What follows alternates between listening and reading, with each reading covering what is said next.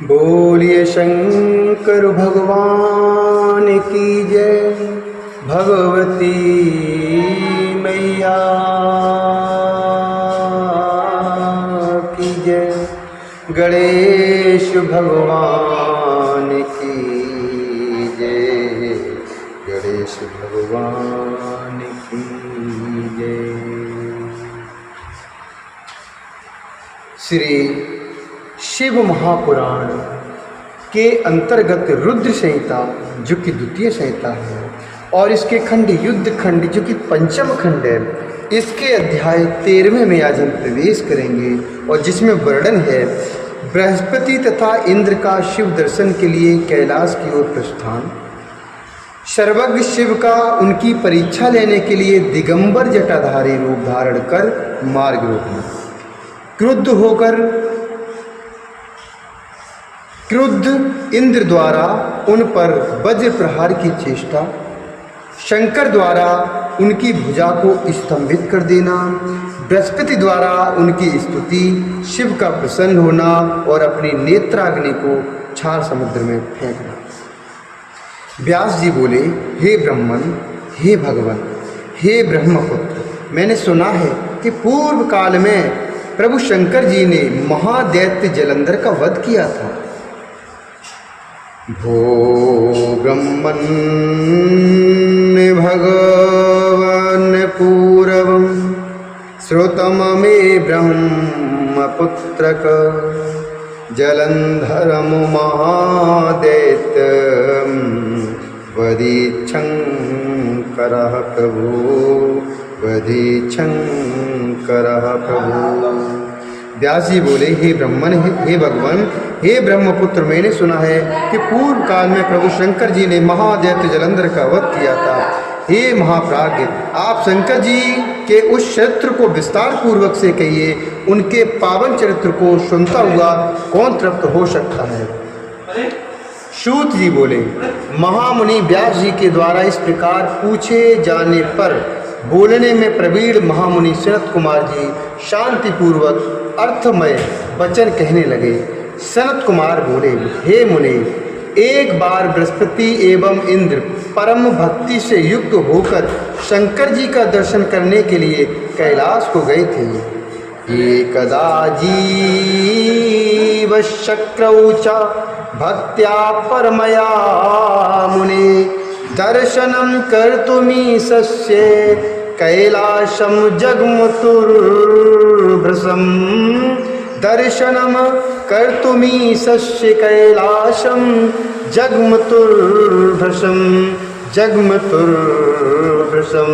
अथ गुर्विन्द्रियोर्ज्ञात्वागमनं शङ्करः प्रभु परिच्युतं तयोर्ज्ञानं स्वदर्शनारात्मनेयो, स्वदर्शनारात्मनेयो। सनत कुमार जी बोले, हे मुने, एक बार बृहस्पति एवं इंद्र परम भक्ति से युक्त होकर शंकर जी का दर्शन करने के लिए कैलाश को गए थे। तब बृहस्पति तथा इंद्र के आगमन को जानकर अपने दर्शन के लिए तत्पर मन वाले उन दोनों के ज्ञान की परीक्षा लेने के लिए सिर पर जटाजूट बांधकर प्रसन्न मुख तथा दिगंबर होकर सज्जनों को सद्गति देने वाले प्रभु शंकर उनका मार्ग रोककर खड़े हो गए। उसके बाद आनंद पूर्वक जाते हुए इंद्र एवं बृहस्पति ने मार्ग में स्थित भयंकर अद्भुत आकार वाले महातेजस्वी सिर पर जटा जूट बांधे हुए शांत विशाल भुजाओं वाले चौड़े वक्षस्थल वाले गौर वर्ण वाले तथा भयावह नेत्र वाले पुरुष को देखा। तब अपने अधिकार से मदमत्त इंद्र ने मार्ग में स्थित उस शंकर रूप पुरुष को न पहचान कर पूछा। इंद्र बोले, तुम कौन हो, कहाँ से आए हो, तुम्हारा नाम क्या है। प्रभु शिवजी अपने स्थान पर स्थित हैं अथवा कहीं अन्यत्र गए हुए हैं, ठीक ठाक बताओ। तब सनत कुमार बोले, इंद्र के द्वारा इस प्रकार पूछे गए उस तपस्वी ने कुछ नहीं कहा। तब इंद्र ने पुनः पूछा, किंतु वह दिगंबर कुछ नहीं बोला। तब लोकाधीश्वर इंद्र ने पुनः पूछा, किंतु लीला रूपधारी महायोगी प्रभु शंकर जी मौन ही रहे, उन्होंने कुछ नहीं बोला। इस प्रकार इंद्र के द्वारा बार बार पूछे गए वे दिगंबर, इस प्रकार इंद्र के द्वारा बार बार पूछे गए वे दिगंबर भगवान शिव इंद्र के ज्ञान की परीक्षा लेने के लिए कुछ नहीं बोले, शांत ही रहे। उसके बाद तीनों लोकों के ईश्वर से गर्वित इंद्र को महान क्रोध उत्पन्न हुआ और उन जटाधारी दिगंबर की भर्त्सना करते हुए उन्होंने यह वचन कहा। इंद्र बोले, हे दुर्मते, मेरे द्वारा पूछे जाने पर भी तुमने उत्तर नहीं दिया। रे मया पृच्छ्यमानोऽपि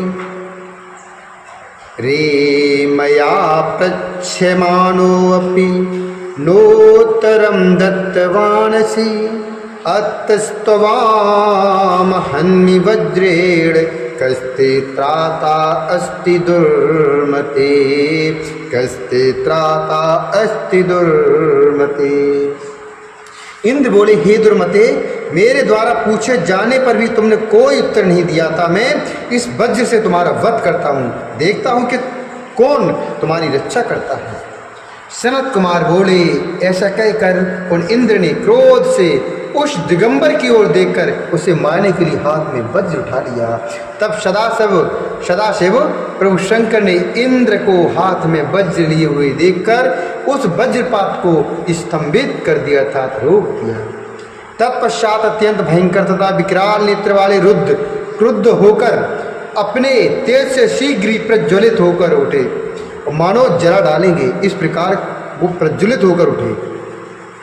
भुजा के स्तंभित हो जाने से इंद्र मणि हिमन इस प्रकार प्रज्वलित हो गए जैसे मंत्र एवं औषधि से अपने पराक्रम को रुद्र देखकर सर्प प्रज्वलित होता है।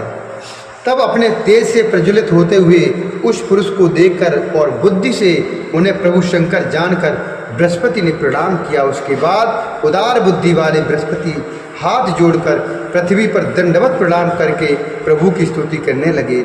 गुरु बोले, देवादिदेव महादेव परमात्मा स्वरूप सर्वसमर्थ, नमो देवाधिदेवाय महादेवाय चात्मने, महेश्वराय प्रभवे त्र्यंबकाय कपर्दने, महेश्वराय प्रभवे त्र्यंबकाय कपर्दने, दीनानाथाय विभवे नमो अंधिक निषूदिने, त्रिपुरघ्नाय सर्वाय ब्रह्मणे परमेष्ठिने। गुरु बोले, देवादिदेव महादेव परमात्मा स्वरूप सर्वसमर्थ तीन नेत्र वाले तथा जटा जूटधारी महेश्वर आपको प्रणाम है। दीनों के नाथ सर्वव्यापक अंधकासुर का वध करने वाले, त्रिपुर का वध करने वाले सर्व परमेष्ठी तथा ब्रह्म स्वरूप आप सबको नमस्कार है। विरूपाक्ष रुद्र बहुरूप विरूप अतरूप तथा रूप से अतीत आप शंभु को नमस्कार है। दक्ष यज्ञ का विध्वंस करने वाले, यज्ञों का फल देने वाले, यज्ञ स्वरूप तथा श्रेष्ठ कर्म में प्रवृत्ति करने वाले शिव को नमस्कार है। कालांतक काल स्वरूप काल रूप सर्प को धारण करने वाले परमेश्वर तथा सर्वत्र व्यापक आप शिव को नमस्कार है। ब्रह्मा के सिर को काटने वाले ब्रह्मा तथा चंद्रमा से स्तुति आपको नमस्कार है। ब्राह्मणों का हित करने वाले आपको नमस्कार है। आप परमात्मा को नमस्कार है। आप ही अग्नि वायु तथा आकाश हैं, आप ही जल तथा पृथ्वी हैं, आप ही सूर्य चंद्रमा तथा नक्षत्र हैं, आप ही समस्त तारागण हैं, आप ही विष्णु हैं तथा आप ही उनसे स्तुत परमेश्वर हैं। आप ही सनकाद मुनि हैं, आप ही ब्रह्मा हैं तथा आप ही तपोधन नारद हैं। आप ही सारी जगत के ईश्वर हैं तथा आप ही जगत स्वरूप हैं। आप ही सबसे अन्विष्ट, सबसे भिन्न एवं प्रकृति से परे हैं। आप ही ब्रह्मा नाम धारण कर रजोगुण से युक्त होकर सभी लोगों की सृष्टि करते हैं। आप ही विष्णु का रूप धरकर सत्व गुण युक्त होकर संपूर्ण जगत का पालन करते हैं। हे महादेव, आप ही हर का रूप धारण करके तमोगुण से युक्त होकर संपूर्ण पांच भौतिक जगत का लीला पूर्वक संहार करते हैं। हे विश्वभावन, आपके ही ध्यान बल से सूर्य तपता है, चंद्रमा लोक में अमृत बरसाता है और पवन बहता है। हे शंकर, आपके ही ध्यान बल से मेघ जल की वृष्टि करते हैं और आपके ही बल से इंद्र पुत्र के समान त्रिलोकी की रक्षा करते हैं। मेघ सभी देवता एवं मुनीश्वर आपके ध्यान बल से तथा आपके भय से चकित होकर अपने अपने कर्तव्य का पालन करते हैं। हे रुद्र, आपके चरण कमल के सेवन के प्रभाव से ही मनुष्य इस पृथ्वी पर अन्य देवताओं की उपासना नहीं करते और इस त्रिलोक के ईश्वर का भोग करते हैं। इतना ही नहीं, वे आपके चरण कमलों की सेवा से ही योगियों के लिए भी अगम्य तथा दुर्लभ गति प्राप्त करते हैं। सनत कुमार बोले, हे व्यास जी, इस प्रकार बृहस्पति ने लोक कल्याणकारी शिवजी की स्तुति करके उन ईश्वर के चरणों पर इंद्र को गिराया। सिर नीचा किए हुए इंद्र को शिवजी के चरणों में गिराकर विनयावनत बृहस्पति ने शिवजी से यह कहा। बृहस्पति बोले, हे दीनानाथ महादेव, प्रणितम तब पादयोः समुद्धर च शांतम स्वं क्रोधमुनयनजं कुरु।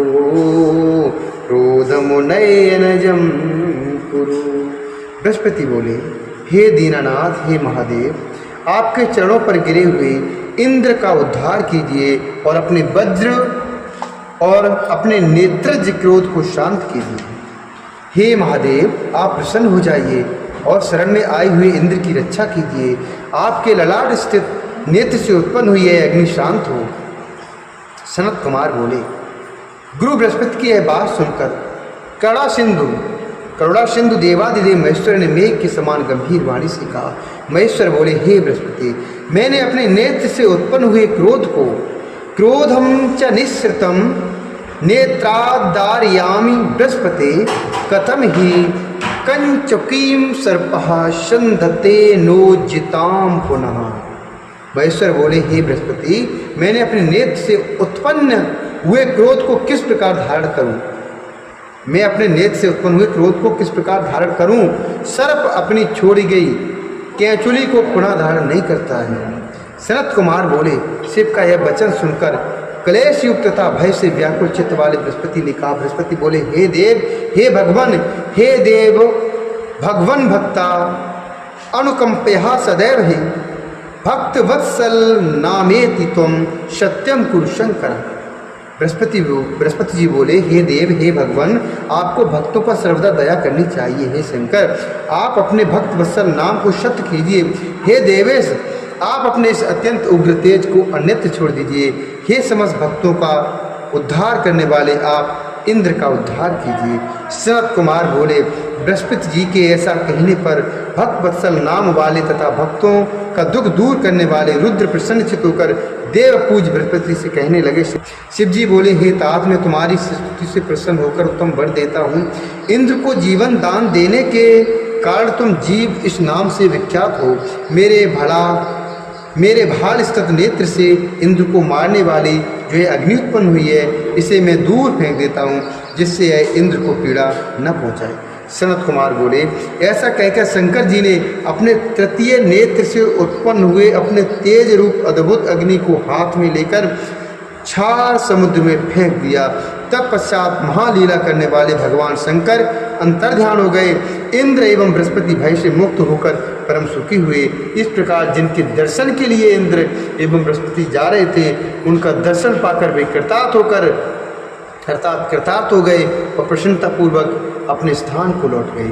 इस श्री शिव महापुराणे द्वितीयाम रुद्र संहितायाम पंचमे युद्ध खंडे जलंधर बदोपाख्याने शक्र जीवनम नाम त्रयोदश अध्याय। इस प्रकार श्री शिव महापुराण के अंतर्गत द्वितीय रुद्र संहिता के पंचम युद्ध खंड में जलंधर बदोपाख्यान के अंतर्गत शक्र जीवन वर्णन नामक 13वां अध्याय हुआ। बोलिए शंकर भगवान की जय, भगवती मैया की जय।